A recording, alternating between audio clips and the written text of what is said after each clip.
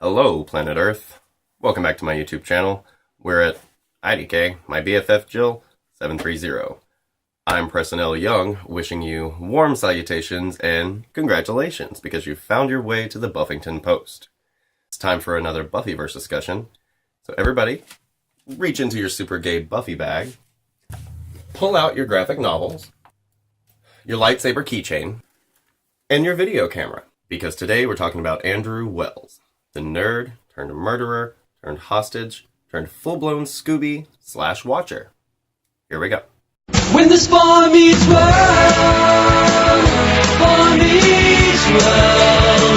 wandering down this road that we call life, is what we're doing. It's good to know I have friends who will always stand by me. When the spawn meets world. Okay, planet Earth, so we're introduced to Andrew in Season 6 of Buffy the Vampire Slayer. Now, it turns out that Tucker, who sent the Hellhounds on the prom, had a little brother named Andrew, and he was apparently friends with Warren and Jonathan. So Warren, Andrew, and Jonathan team up together in Season 6 to kind of take out the Slayer and be supervillains that run Sunnydale. So all of this stuff goes down in Season 6, and Warren ends up accidentally killing his ex-girlfriend, right? So they find themselves on the other side of the law, even though technically they were already on the other side of the law with all of the super crimes they were trying to commit. But anyway, they find themselves in a bit of conundrum, have to hide underground, etc. So by the end of the season, Andrew and Warren actually were plotting against Jonathan to kind of make him take the fall for this big bank heist that they were planning. So this ends up not working because Andrew didn't realize that he needed to not be standing over, some kind of ceiling before he set off his jetpack. So Andrew and Jonathan end up in jail, and Warren goes off and shoots Buffy and shoots Tara and kills her. So evil Willow comes after Warren, skins him alive, and then proceeds to kill Andrew and Jonathan. So Andrew and Jonathan are protected by Buffy, Anya, Xander, etc. And Dark Willow is, of course, pursuing them. But she doesn't get to kill them because Buffy kind of thwarts her attempts. Jonathan and Andrew actually escaped from Buffy, Xander, and Dawn, so they hightail it to Mexico. And in Season 7, they return to Sunnydale from Mexico. Now, they have been receiving visions from the first evil, which is telling them in, as Andrew calls, Mexicoan,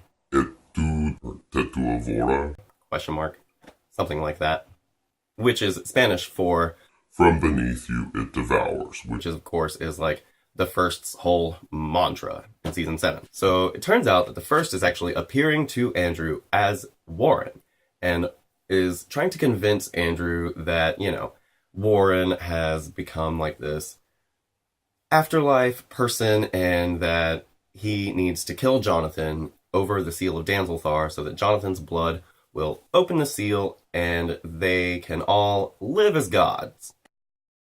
Right? So, sure enough, they go and do this in one of my favorite episodes, Conversations with Dead People. Andrew kills Jonathan, his blood spills all over the seal, and it lights up, but Andrew was anemic, his blood spilled out too quickly, and it didn't open the seal. So he went to go and open up the seal with blood from pigs at the butcher shop, but he was found by Willow, who held him hostage at Buffy's house for the rest of the season as they tried to get information out of him about the first. Now, while he's at Buffy's house during Season 7, he's their hostage, and they've got him tied to a chair, and then they kind of untie him, and slowly but surely he kind of becomes a kind of proxy Scooby. He's not really a Scooby, because obviously, he was a supervillain, but he exists kind of in this gray area. And honestly, I didn't expect to see him in the comic books at all. But we pick up with Andrew after the events of Season 7. And the first time we do this is in Season 5 of Angel. There's this crazy vampire slayer who was activated into her power, but the thing about it is she had all of this psychological trauma, and she basically went around killing everybody that she thought was the guy who had, kidnapped her and stuff when she was a child that gave her all this crazy cray. So, Andrew comes as a representative of Buffy because he is basically acting as a watcher since Caleb all blowed up the Watchers Council. And Andrew comes along with all of these other Slayers, and after they kind of attain the Vampire Slayer, Andrew contains her and takes her back with him and his Slayers. We see Andrew again in Rome at the end of season 5 of Angel, where he says that he is crashing with Buffy and Dawn, but the truth of the matter is this was not a real Buffy. It was one of the Buffy decoys. So we pick up with Andrew in season 8 of Buffy, and we find that he is acting as Watcher and training a squad of Slayers in Rome. Now this is actually where we first meet Simone, and I will do a video on Simone by herself because I thought about doing Simone and Andrew together because their stories are so intertwined, but I don't want this to run on forever, and I already know it's going to go on for a while. So we pick up with Andrew, and he is leading this squad of Slayers, of which Simone is one. He is explaining to Simone why Slayers don't use guns. Hello, you already have superpowers. Why do you need super weapons? Yeah, Andrew is leading all of these Slayers in Rome, and we kind of pick up with him a little bit later after Amy comes and attacks Scotland, but he says that everything is fine and dandy over in Rome, and they're okay. So the next time we see Andrew is in the Wolves at the Gate story arc. And of course, in the comic books, they don't have to worry about money, so Willow is finally flying around. So Willow is flying Andrew into the Scottish castle, and he's making jokes about how he feels like Lois Lane and she's his Superman.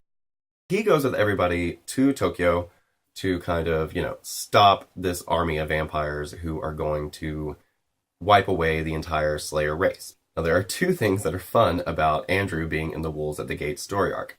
The first is his jumping into this, Dracula costume, right?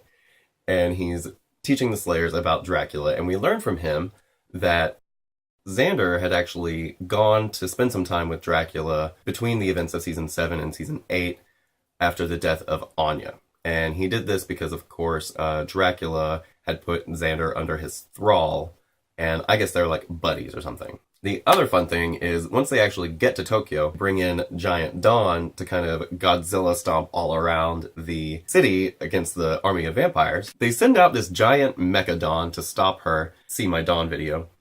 And Andrew loves this. He has this fangasm, and he gets on the comm with Dawn, and he's like, I have been preparing for my giant-sized teammate to go head-to-head with a mechanized version of herself my entire life.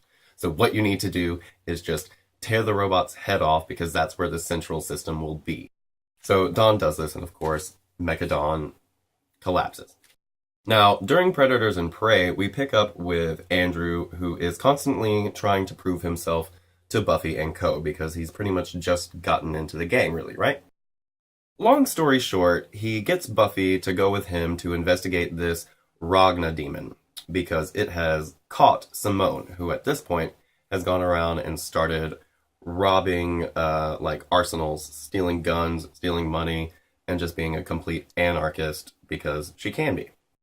He has gotten this word that this Ragna demon has ensnared Simone and or one of her Slayers. And so they go off to the Ragna demon, find out that it has gotten one of the anarchist Slayers that is in Simone's group. And once they get to her, Andrew deactivates this crazy trap. And it turns out that he had actually kind of reverse engineered the DNA of this Ragna demon, because Ragna demons are extinct. And he sent it after Simone to catch her. And Buffy is just like, dude, what the fuck are you doing? You can't just create these crazy demons. Side note, Andrew's thing in the trio with Warren, Jonathan, and Andrew was that he would summon demons. And Andrew was like, well, I was trying to get you guys to trust me, and Simone was like, my responsibility, and then she went all crazy, so I figured this was a way to get back in. And she's like, dude, I thought we did trust you until now. So they find out that Simone and her other Slayers have basically annexed this little island off the coast, and they're making it their own. And they're basically sending everybody out of there or they're going to kill them. Buffy and Andrew go to this island to get to Simone and the Ragna demon, because Simone had at this point taken the Ragna to use for herself. Great. So they go in to stop Simone from being herself and using this crazy Ragna demon. So they both go in, but it turns out that Simone and all of her slayers are there, and They use guns. Simone is like, sure, I'll give you back this Ragna demon, but I want Andrew as a trade. Because basically, Simone really doesn't like Andrew. She had to sit through all of his Lando Calrissian bullshit, and, the fact that he wouldn't let her use guns, and things like this. So she wants to keep Andrew to torture and kill, and Buffy's like, no, he's part of my crew. And Andrew's just like, really? So basically, Simone and Buffy fight, and Simone's like, I'm like 5 years younger than you, and I'm faster than you, blah, blah, blah. Well then, Andrew's squad from Italy actually shows up and frees them. As they leave, Buffy takes one of the guns from Simone's people, and she shoots the lock on the Ragna demon, and the Ragna demon comes after Simone and her slayers and leave her there. So at the end of Predators and Prey, we get to Living Doll, which is the one where Dawn becomes a living doll. And they send Andrew to go to the college campus where Kenny is to basically pose as his roommate, and he sets up these totems and transports himself and Kenny to Scotland. And it's at this point that they undollify Dawn. And so when we pick up in Retreat, Andrew is down in the Italian catacombs, and what he's doing is, I don't even know what they're doing down there. But Warren approaches him down there and basically tries to, get him to come over to the Twilight side of things. And Andrew's like, no, that's not my life anymore, and I'm sorry about what happened to you, but, I'm not feeling crazy anymore. So it turns out that Warren's a dick, and this was just a trap. He wasn't even trying to really extend himself out to Andrew, and these crazy demons come in and attack Andrew and his squad of slayers. So then, of course, they all kind of come together on this, island, and Twilight's forces find them. Buffy's like, okay, everybody go and get on Satsu's submarine. And Andrew's like, we have a submarine? So they get on the submarine, they go to Tibet. So Andrew, back in season 7, there was this whole episode called Storyteller, in which he was basically following everybody around with his video camera and, explaining it all to, viewers like me and you. And he did it all in this, masterpiece theater style. And so they get to Tibet, and Andrew is convinced that there's a spy in their midst, because Warren knew exactly where to find him in Italy, right? Giles kind of agrees with Andrew, and so Andrew whips out his video camera and starts recording everything he sees.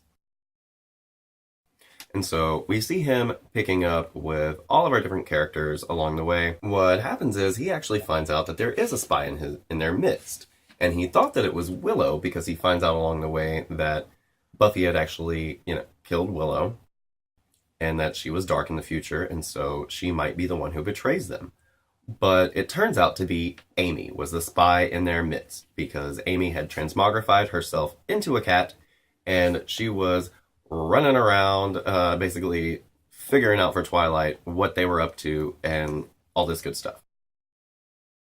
And so what happens is all the Slayers at this point had buried their powers in the earth, and then these crazy goddesses and Twilight are just attacking everybody with the military forces. Buffy gets fucking superpowers, Willow gets her powers back, they stop the goddesses, and Twilight starts happening. Now, at the beginning of Twilight, Andrew, Faith, and Giles have all been kidnapped by, spoiler alert, Angel. And so, Twilight Angel is actually hiding out in this super base that's been magically placed 2 seconds in the future so that nobody can find it. Right? Giles, Andrew, and Faith are trapped, and there's this crazy, great big contraption that's set up in there, and Andrew recognizes it from the X-Men Teen Titans crossover, and it's this super machine to kind of nullify everybody, right? So at all points in time, it's 2 seconds away. And so, whatever.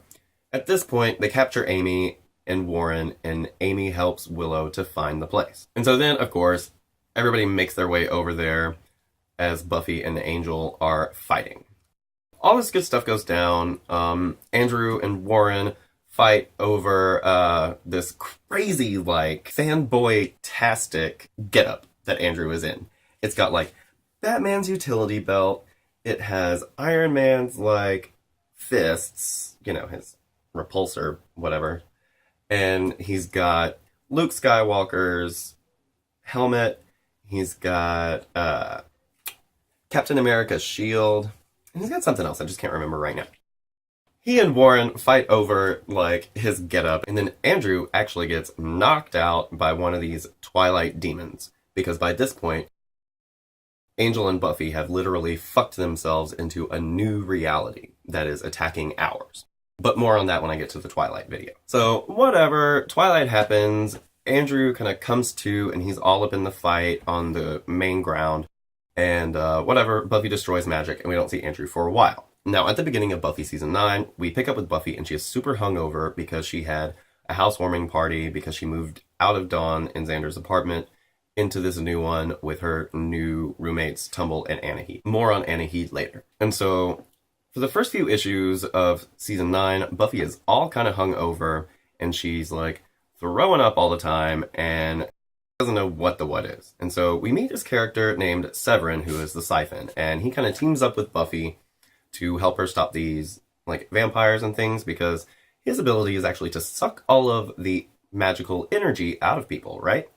And what he does with vampires is he, like, sucks the energy out of them so that they're no longer vampire, or in this case, zompire. Yeah, they actually just turn into human bodies that are dead. What happens is, Severin the Siphon actually turns on Buffy and goes to steal her power. And he ends up getting shot by Dowling, the police officer that Buffy was all kind of, like, not involved with in Season 9. So we find the Siphon in a hospital bed, and he's been all fucked up with bullets, right? And he is talking to Simone. Simone finds out from Severin that when he tried to take Buffy's power out, it wasn't Slayer power, it was something else. And about this time, Buffy was having all these dreams that were basically the first Slayer was telling her, you're not the Slayer. And so what happens is Buffy, she takes a pregnancy test because she keeps throwing up, and it turns out, oh fuck, Buffy's pregnant. So Buffy finds out she's pregnant, and then she and Spike are, like, fighting these vampires. And one of these vampires comes along and rips Buffy's arm off. Holy Jesus. But when he rips her arm off, there's no blood and stuff coming out. It's all, like, parts and sparks. And Buffy's just like, what the fuck? I'm not a robot. And then she looks at herself and she's like, I'm a fucking robot. So, of course, they figured that this has something to do with Andrew. Now, Andrew thought he was doing something great here because he had heard from, you know, underground that forces were coming after Buffy. And he didn't know who they were or what to plan for. So he just did this crazy scenario in which he had found these things that Warren had invented and not patented. So he took them and patented them. And one of them was this, like, mind swap thing. Warren was apparently planning to build himself a robot body, and he had developed this device that would actually transfer his consciousness into the robot body, so that he would have a body that Amy wasn't having to keep his skin on with, and, you know, it would essentially live forever, right? Of course, Warren was the one who built the Buffy bot in the first place. Yeah, so Andrew takes these plans, and he builds a Buffy robot body, and then at Buffy's party, where she got all drunk, and she came out all hungover, and she thought she must have slept with somebody in her drunken stupor and got knocked up, it turns out that Andrew had roofied her, taken her up to her room, and switched her body with a robot Buffy body. So he took her body and took the consciousness out, put it into this robot body, okay? And her actual body is just this blank Buffy. And blank Buffy he puts out in the suburbs in this little starter home where she just kind of has this little, like, 9-to-5 job and has, like, this nice little quiet life that Buffy could have lived if, she weren't the Slayer. And so Buffy is like fucked up because she thought she was pregnant, and Andrew explains that there must have been something in like the way that he built her body that would make it appear that she was pregnant. And the reason she had been throwing up all the time was because he hadn't perfected the digestive system. See, he didn't want Buffy to know that she was a robot, and so he gave her a pretty, like, nice digestive system and stuff. She was peeing and all this good stuff, and she was throwing up, didn't realize she wasn't a person. So, nice handiwork, Warren. So, yeah, they go to get Buffy's real body after he puts this, like, left arm on her right arm.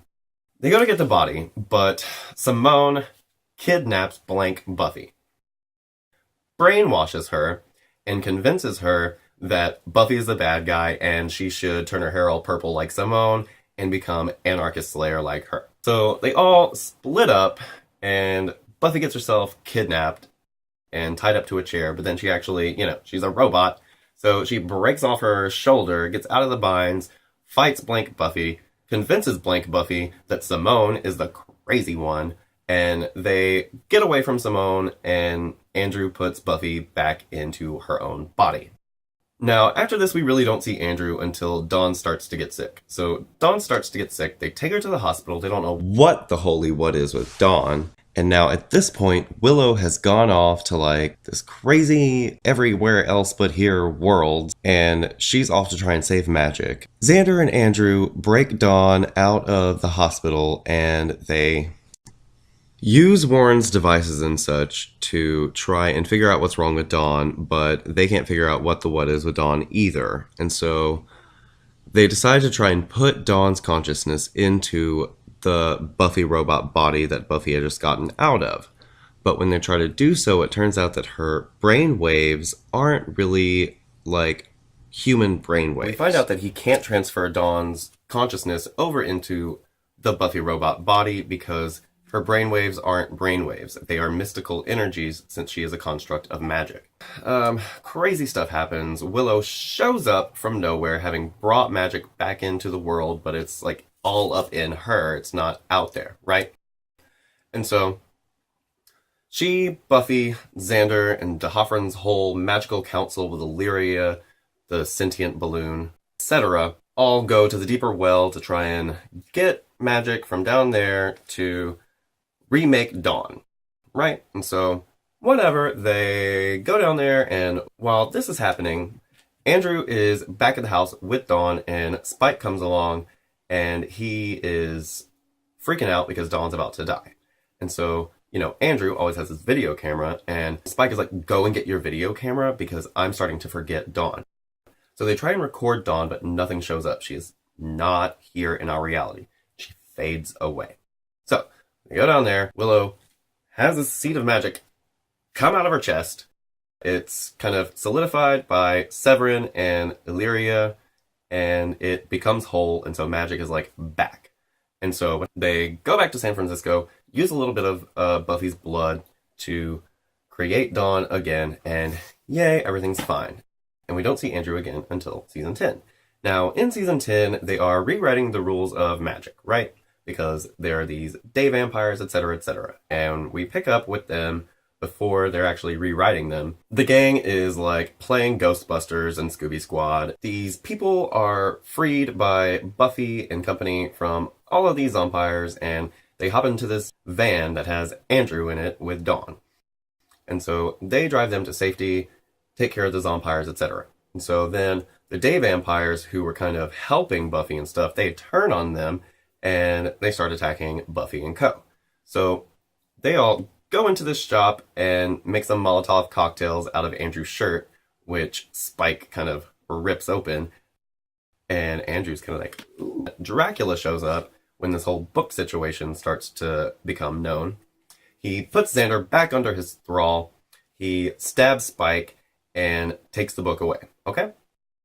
So then Andrew, Xander, and Giles are trying to like fix the book after Dracula makes himself into the most powerful vampire, which turns him into Malocur. It's just bad news. So they fix Dracula, and then the next time we see Andrew is when Buffy's trying to find a new place to live because Buffy, Dawn, and Xander had all just kind of left their apartments with no notice, pretty much. So Andrew has his house, and he offers them, futons in his place. And Buffy says, well, last time I was asleep around you, I woke up a pregnant robot. Stuff goes down. Andrew steals the book, goes to Sunnydale, goes down into the Hellmouth, and it's all cratery down there. And he goes into this vault that apparently the trio had set up, and down there he gets this, sample of Jonathan's blood. He gets this, data chip that has, Jonathan's holographic reality self. That's weird. And he's talking to Jonathan, and he tells Jonathan that he killed him, and he feels bad about it, so he's actually going to build him a new body, etc. So before he goes to do this, he goes down to Tara's grave to try and resurrect her with the magic book, okay? And so they get hit to this, and they go down there and stop him, and Willow and Andrew have this whole moment where they argue. See my Buffy Season 10, Number 9 review. And yeah, so they don't bring Tara back, and they all kind of leave the crater.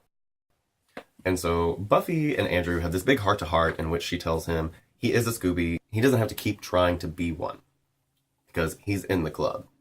So last we saw of Andrew, he had actually gone to this bacchanal, and he drank this potion, came out of the closet, turned into Captain America, and that's where Andrew is as of Buffy Season 10, Number 11. IDK, my BFF Jill, 730. I'm Preston L. Young. You can find me on Facebook, Preston L. Young. I'm on Twitter at ThePWitty. Like, comment, share, subscribe, question, and we'll see you next time right here at the Buffington Post. Have a great day. When this boy meets world,